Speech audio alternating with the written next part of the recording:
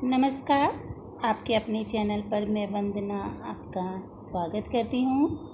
आज हम लोग जो हैं ये जानेंगे कि शून्य क्या है, यानी शून्य का ज्ञान करेंगे, कॉन्सेप्ट समझेंगे, नॉलेज करेंगे। तो नॉलेज गेन करने के लिए हमें शून्य के बारे में बहुत सारी चीज़ें पता होनी चाहिए, क्योंकि शून्य की जो है मैथ्स में बहुत ही ज़्यादा बड़ी भूमिका होती है। क्योंकि ये अपने आप में भले ही कोई स्थान ना रखता हो, लेकिन अंकों के आगे या पीछे लगने पर उसके मान को क्या घटा या बढ़ा सकता है। तो हम कह सकते हैं कि शून्य एक ऐसा अंक है जो संख्याओं के निरूपण के लिए प्रयुक्त आज की जो जितनी भी वर्तमान समय में स्थानीय मान पद्धतियाँ चल रही हैं उसका एक संकेत है और एक संख्या भी है। पूर्णांकों तथा वास्तविक संख्याओं के लिए यह योग का एक तत्समक अवयव है, बहुत ही आवश्यक अवयव है। शून्य की खोज कहाँ पे हुई है? शून्य की खोज भारत में ही हुई। हम ये जानेंगे कि शून्य का आविष्कार किस प्रकार हुआ होगा। ऐसा सोचते हैं हम लोग, मानते हैं कि किस प्रकार हुआ होगा। तो शून्य का आविष्कार कैसे हुआ होगा इसको समझेंगे।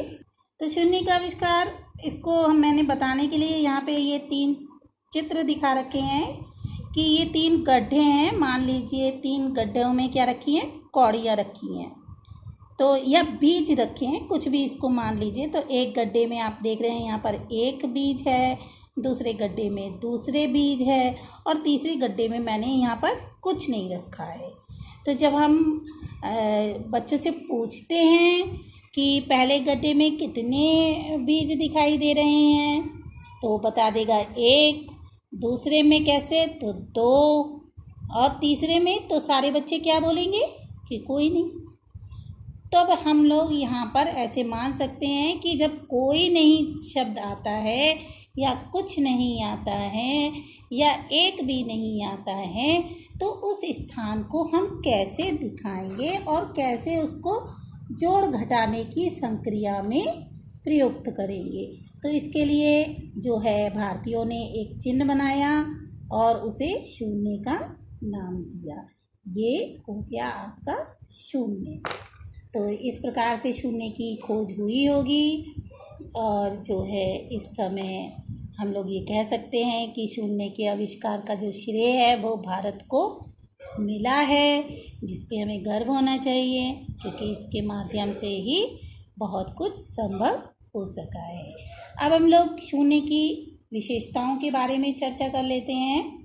तो रिक्त स्थान को पहले ये देख लेते हैं। रिक्त स्थान को शून्य की यदि परिभाषा देखें तो हम कह सकते हैं कि रिक्त स्थान को सुनिश्चित करने के लिए जिस संकेत का प्रयोग होता है उसे शून्य कहा गया, और ये गणित की भाषा में शून्य कहा गया है। शून्य की विशेषताएं अब देख लेते हैं। तो शून्य क्या है? शून्य की विशेषता है कि यदि शून्य को किसी संख्या के बाईं ओर लिखा जाए तो संख्या के मान पर कोई प्रभाव नहीं पड़ता। यदि हम शून्य को कोई भी अंक ले लें, जैसे मैंने यहाँ पे उदाहरण लिया है 15 का, तो 15 के बाईं ओर मैंने 0 लगाया, लेकिन इसके मान पे कोई प्रभाव नहीं पड़ेगा और ये 15 ही माना जाएगा, यानी 15 ही रहेगा, उसके मान पर कोई फर्क नहीं पड़ेगा। दूसरा है, यदि शून्य को किसी संख्या के दाईं ओर लिखा जाए तो संख्या का मान क्या हो जाता है? 10 गुना बढ़ जाता है। यदि हम एक शून्य बढ़ाते हैं तो 10 गुना बढ़ जाता है। जैसे 2 के दाहिनी ओर शून्य लिखने पर 2 क्या बन गया? 20। तो 20 2 से बड़ा हो गया, यानी बढ़ा देता है। इसको कह सकते हैं कि बढ़ा देता है। इसी क्रम में जितने हम शून्य बढ़ाएंगे संख्या का मान भी 10 गुना, 100 गुना, 1000 गुना इसी क्रम में बढ़ता जाएगा। जैसे यहाँ पे 2 के उसमें एक अंक एक शून्य बढ़ाया था तो 20 हो गया, 2 शून्य लगाएंगे तो 200 हो जाएगा, 3 शून्य लगाएंगे तो 2000 हो जाएगा। ऐसे ही क्रम में मान बढ़ता जाएगा, 20,000, लाख, ऐसे करके वो पहुँचता जाएगा। तीसरी शून्य की विशेषता है कि किसी भी संख्या में शून्य को जोड़ने या घटाने पर जो संख्या का मान है उस पर कोई प्रभाव नहीं पड़ता। यदि हम शून्य को किसी अंक में जोड़ दें या शून्य को किसी अंक में घटा दें तो जो संख्या है वो वही रहती है। जैसे मैंने यहाँ पे 2 में 0 को जोड़ने की कोशिश करेंगे तो भी कितना मान रहेगा 2, और 2 में से 0 को हटाएंगे तो भी 2 ही रहेगा। चौथा है किसी संख्या में शून्य से गुणा करने पर जो गुणनफल है वो 0 हो जाता है। ये बहुत इम्पोर्टेंट है कि शून्य की सबसे बड़ी विशेषता है यदि हम 0 से कितनी भी बड़ी से बड़ी संख्या हो उसको अगर 0 से गुणा कर दें तो वो 0 हो जाती है। चाहे छोटी संख्या हो, बड़ी संख्या हो या कोई भी संख्या हो, उसको 0 से गुणा करने पर वो 0 हो जाएगी। जैसे 2 की हमने 0 से गुणा करी तो 0, 3 की 0 से गुणा करेंगे 0, 100 की 0 से गुणा करेंगे तो 0, किसी भी अंक पे गुणा करेंगे तो वो 0 हो जाता है।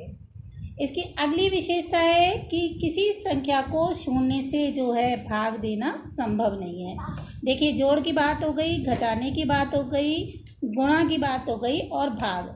हमारी गणित में ये जो 4 मूल संक्रियाएं हैं, जोड़ना, घटाना, गुणा करना, भाग करना, तो जब भाग करने की बात आती है 0 से तो कह सकते हैं भाग करना संभव नहीं है, इसलिए इसे अनंत कहा गया है। और इसके चिन्ह जो है वो एक तरीके से आप उल्टा 8 जो पड़ा हुआ 8 नंबर है उसको पड़ा हुआ साइड से बनाएंगे तो वो अनंत कहते हैं। अगर शून्य की किसी भी स्थान यानी इकाई, दहाई, सैकड़ा, हजार, 10,000 इसमें किसी भी पर भी हो तो वहाँ पर यदि शून्य आता है तो उसका स्थानीय मान जो होता है वो शून्य हो जाता है। जैसे यहाँ पे मैंने उदाहरण लिया है कि 1034 एक अंक लिया है कि 1034, तो यहाँ पे जो 0 है वो सैकड़े के स्थान पर है लेकिन इसका स्थानीय मान क्या हो जाता है 0। देखिए 4 का स्थानीय मान तो 4 ही रहेगा, 3 का स्थान तो क्योंकि ये दहाई पे है तो 10 से गुणा करेंगे तो 3 10 जा 30। 0 की अगर हम 100 से गुणा करेंगे तो पहले ही ये हो चुका है कि 0 की किसी भी अंक से गुणा करने पर 0 होता है। तो शून्य का कहीं पर भी स्थान हो अगर अंक के बीच में आता है तो उसका स्थानीय मान शून्य हो जाता है। शून्य का अगर हम बच्चों को ज्ञान कराएं तो एक टेक्निक मैं बता देती हूँ कि आप किस तरीके से बच्चों को शून्य का ज्ञान करा सकते हैं। तो यहाँ पे शून्य का ज्ञान कराने के लिए जैसे हमने ले ली एक पेड़ की टहनी ले ली जिसमें कुछ पत्तियाँ लगी हुई हैं और उस पत्ती को हम लोग क्या करेंगे, इस टहनी को दिखाएंगे और एक एक करके बच्चों से गिनती करवाएंगे और पत्तियों को तोड़ते जाएंगे और पूछते जाएंगे कि कितनी पत्तियाँ हैं, अब कितनी पत्तियाँ हैं। जैसे पहली पत्ती तोड़ी, यहाँ पे मैंने चित्र में दिखाई कि इस चित्र में 1 2 3 4 5 पत्तियाँ हैं। तो जब हम पहली बार बच्चों को गिनवाएंगे तो छात्र क्या उत्तर देंगे, इस टहनी में 5 पत्तियाँ हैं। अब हम एक पत्ती तोड़ेंगे तो बच्चों से पूछेंगे कि अब कितनी पत्तियाँ हैं, बच्चे फिर गिनेंगे 1 2 3 4 और बताएंगे 4 पत्तियाँ हैं। फिर एक पत्ती तोड़ेंगे तब कहेंगे 3 पत्तियाँ हैं। फिर एक तोड़ेंगे फिर कहेंगे 2 और फिर एक तोड़ देंगे तो बच्चे क्या कहेंगे कि अब तो कोई पत्ती नहीं बची, यानी कुछ भी नहीं है या एक भी नहीं।